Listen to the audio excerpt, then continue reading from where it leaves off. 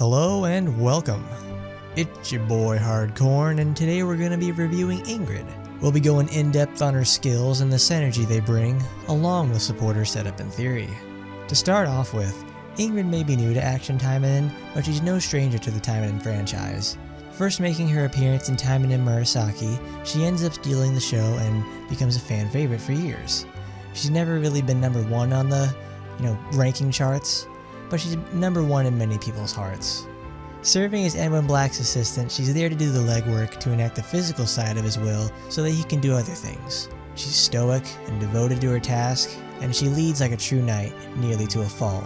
With how dangerous the situations are in Tokyo Kingdom, losing is not only a hit to her pride as a knight, but as a person as well. It'll take a lot to break her down, and you'll die trying doing so. That reflects quite nicely within her stats. Ingrid's stats are interesting. She has the highest attack gross in the game currently, and at 75 she ends up with the highest attack in the game, but she's also got some of the lowest defense in the game. She's the red hot fire attacker to Kiara's cool blue icy defense. The red Oni to the blue Oni. Ingrid's stat totals at 75 are just 2 points shy of Kiara's. They're effectively similar in power, but their playstyles are what makes them so different. Ingrid is a sort of fencer in that she pokes and slashes like she's Mitsuru Kirijo or something. Most of Ingrid's moves are similar to Asagi's, almost word for word and animation for animation. Now that's not a bad thing. Asagi is very good, and sometimes you gotta do what the best do to make it through. Ingrid also integrates fire into her attacks, not only for style, but for combative purposes as well. She's known as the Hell Knight, and by golly she uses the fires of hell to her advantage through AoE magic and burning status ailments through the aptly named Hellfire. What sets her apart mostly from Asagi is the normal attack string. Ingrid's normal attack string holds her in place for several parts of it, as opposed to someone like Asagi, where each and every slash advances her forward. This is somewhat detrimental to Ingrid, since after the first few initial hits, the enemy moves a little. The entire combo string when focused on one enemy will chase, but each part of the string has Ingrid stand still to do these powerful slashes. That's the sort of checks and balances in place for how fast and strong the slashes are. There's also the fact that her initial button press to attack is 3 thrusts. These thrusts have a small hitbox, and she's held in one spot for a while. This makes her incredibly vulnerable until the other parts of her attack string come out, which is full of horizontal slashes that'll burn crowds no problem.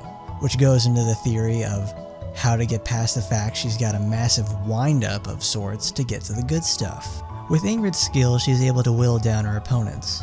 This is a simple yet straightforward thing that everyone can do, but it's incredibly integral to her sort of playstyle. The skills by themselves do incredible amounts of damage, and you'll remove high amounts of health or just flat out kill an enemy. Ingrid's regular attack string is not meant to soften in my eyes, it's meant to finish enemies and bide your time until your cooldowns finish up. A few other characters have this sort of setup and find incredible strength inside it. So that means with a skill-oriented build, the skills have to be good, yes? Ingrid's skills are copies of Asagi's in many respects, and are essentially a V2 version of them, aka the tweaks they wanted to implement or they couldn't do on the first go-around. However, one thing that's lacking with Ingrid is a recovery passive. You don't recover with Ingrid.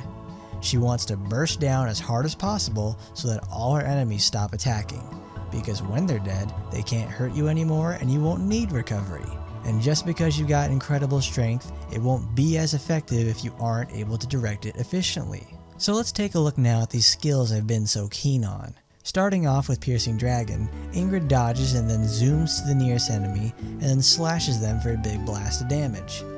Very straightforward skill on an 11-second cooldown, so you're going to be using it all the time. With a main green, using the skill gives her a 12% damage buff for 10 seconds, a blue main applies Hellfire on hit, and a red main is increased movement speed by 15% for 10 seconds. This is a very, very good skill, and is probably going to be the opener for most encounters with the group. With a red build, you'll get that very nice boost in movement speed, which means using the regular attack string is that much faster, and you can be over with those initial 3 hits much more quickly. An all-around general use and great skill, versatile to boot as well. Don't sleep on it for sure. Evil Bloom is her big burner skill, where she's going to stand still and pour hits on an enemy for a huge amount of damage. It's relatively safe too, in that it works pretty much the same to Asagi's skill. If her crit is built high enough, she'll just start vomiting damage on the enemy like there's no tomorrow. It's perfect for enemies that sit still a lot or have to come into melee range. 1 red has her take 50% less damage while the skill is active, 2 reds is 2 more attacks, and 3 reds is a 250% increase in crit damage. That 3 red is why you want to build into critting. It'll just wipe out layers of HP in a moment. It's a great boss farming tool. Blinking Ember is another skill that mimics Asagi's, except this one actually does damage. It's an amazing tool to get in close and just do a boatload of damage, and it also gives a healthy amount of hit stun on small to medium sized mooks. 2 greens give 30% increased crit damage for 5 seconds on use, 2 blues give 12% increased damage for 5 seconds, and 2 reds increases self speed for 10% by 5 seconds.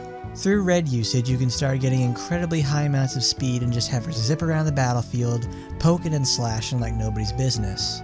If your regular attacks weren't so slow, you could almost contend with characters like Kurenai or Sakura. Almost. Blinker also gives a huge boost to crit damage if you built into green, and it's just another reason to stack crits on her. Dark Flame is this enormous fireball projectile that she fires in a straight line towards her target.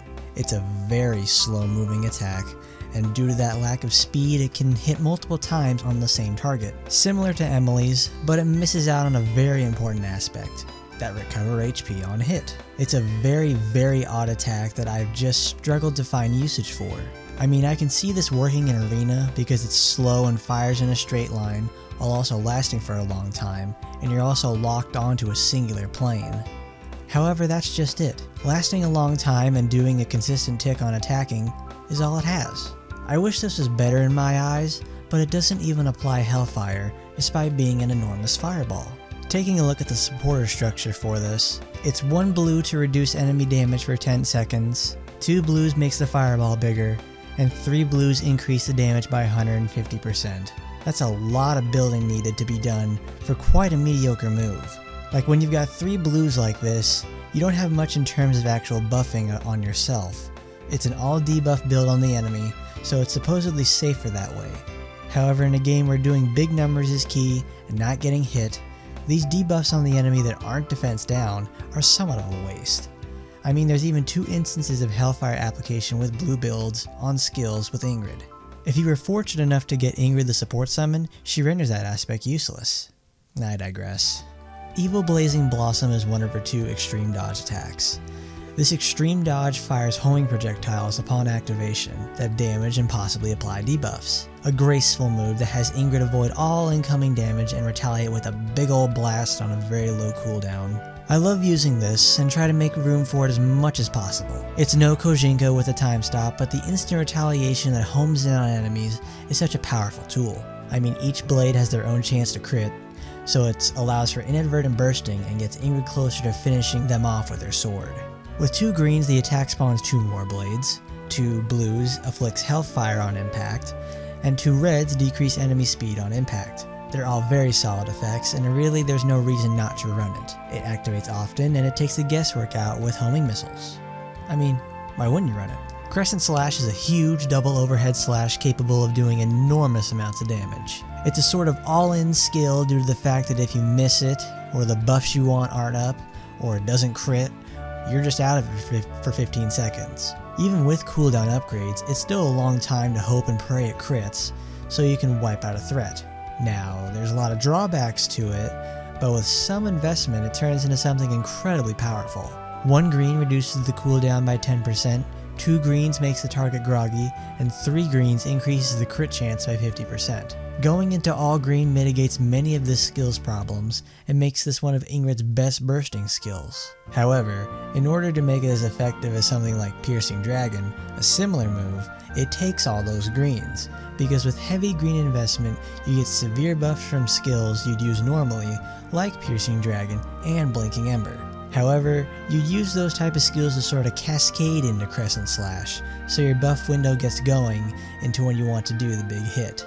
It's the sort of like a Toyota Corolla of her skills. It's simple, straightforward, it's effective in bursts, works well bone stock, and gets marginally better with upgrades. Evil Heat Blast turns the floor into lava on an extreme dodge. That's basically it, and it doesn't change too much. A pool of fire is created and it burns enemies. They walk into it, they take damage. 2 greens makes the damage tick stun, 2 blues makes the range of the pool increase, and 2 reds makes each tick of the fire happen 70% faster. I mean, this feels a lot like something that was meant for arena, because if you're in close encounters with someone, you could take advantage of this dot for some extra damage and then even the odds. I like being positive, so I don't see this as bad. It's just very niche, you know what I mean? Evil Flare has her zipping around and stabbing the enemy or enemies until they're all dead. The initial attack is 2 hits, but when you have the correct amount of supporters, you're able to do 4 total attacks at once. It doesn't come easy though, as you have to go into a singular supporter color commitment, but Ingrid is looking for a long-term relationship with a single type, so it benefits her to go all in. 3 greens has each hit stun the enemy, 3 blues reduce enemy damage by 30% for 10 seconds, and 3 reds reduce enemy speed by 20% for 10 seconds. These are all sort of benefits that aren't so hot in PvE, but they may be better in PvP since any pass severely impedes the enemy. I'd give it a try and see if it suits your sort of playstyle. Her 81 skill is Absolute Incinerate. It's a skill that more characters should have, but it takes experimentation to find out if it's really even worthwhile. It's activated mid-skill by dodging and it has a 4-second cooldown. This attack is an extremely fast explosion and then she dodges out of the way. It also cancels the end lag of skills with the explosion, replacing it with the dash's end lag. At max cooldown skill training, the cooldown for this skill is 2.8 seconds. So this skill will see an incredible amount of action. It's also great as it's a player into that sort of softening them up and hit and run playstyle I've mentioned. It's perfect for it and it keeps her active while also keeping the heat on the enemies. It's 100% built for constant skill assault. This skill is super cheap to run too. 1 green makes the explosion knockdown, 1 blue increases the damage by 80%, and 1 red increases the explosion side by a whole 100%. This is the sort of skill you put onto your 4th slot if you got it to make a sort of gigantic damage window, or you even run it in your 3 main skills because it's a great follow-up into a big combo. It's not seen so much right now since it's so incredibly deep into Ingrid investment, but as time goes on, it'll probably be seen more often. Finally, we'll get to her Taimanin art, Demon Swordsmanship. It doesn't change anything in regards to her attack string animations, it just extends the reach for each one of those attacks. This is a small addition, but it's very beneficial as you're constantly in close quarters, so you'll be hitting everybody and giving them a little hit stun. That's so very fantastic, and it makes her Taimanin art almost as good as Asagi's. Its effects are attack speed 5% up, then attack speed 10%, then a whopping 50% increase to particle charge. You put this skill on when you want to start spamming your ultimate move nearly every other pack. That boost to attack speed lets her get over that initial standstill on the attack string much quicker. It's not the straight up attack steroid that Asagi has, it's more of a tactful method of playing with Ingrid. Ingrid's flexibility is her strongest asset. She follows in the footsteps of Asagi with her straightforwardness, but where she diverges is that she's a full-on assault character all day, every day. She lacks a healing skill in any way, so if her enemy can heal efficiently or just at all, they can just wait her out. So it's up to Ingrid to make sure that they know that the best defense is a good offense. How's she gonna do that? By burning, of course. Burn them good and hard with fast damage and leave them smoldering with red-hot dots. Yet this Hell's Angel falls short of grace by not having any HP recovery options and also not so hot defense. A sort of mastery of technique is required, and a slight modicum of planning is important to make sure that she'll win the encounter and not have the flame snuffed out. Don't let a degree of planning take you out of using a character. Some of the other characters in the game require more than just attack spam to win, and make the best use out of them in regular gameplay and also non-standard situations. Ingrid is a very good ease into that sort of thing, which is important to learn as you progress into the more dangerous depths that is endgame action Taimanin. Oh lord, it wasn't that something. Thanks for coming on out and learning with your boy Hardcorn. Make sure you hit that like and subscribe button, leave a comment too because I'd love to hear from you guys and maybe get some ideas from where to go next. And as always, I'll see you next time.